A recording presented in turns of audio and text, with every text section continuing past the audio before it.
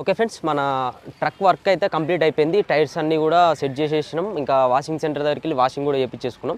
మొత్తానికి అయితే కంప్లీట్ అయిపోయింది. బట్ని మొత్తం కూడా మళ్ళీ ఇంతకుముందు లానే చేయించేసిన. ఇంకా మన దగ్గరికి వచ్చేసి మధ్యలో ఒక అమ్మాయి వచ్చింది, ఎవరో మీకు తెలుసా?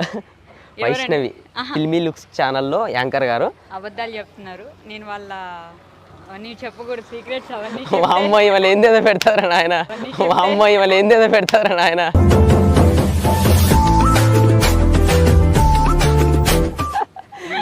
అయితే నేను నెక్స్ట్ పెళ్లి చేసుకుంటా, నెక్స్ట్ మంతే.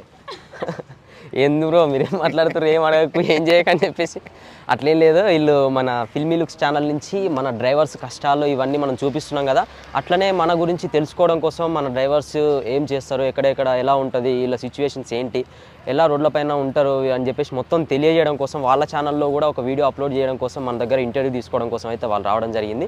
అందుకనే మన వాషింగ్ తర్వాత మన వీడియో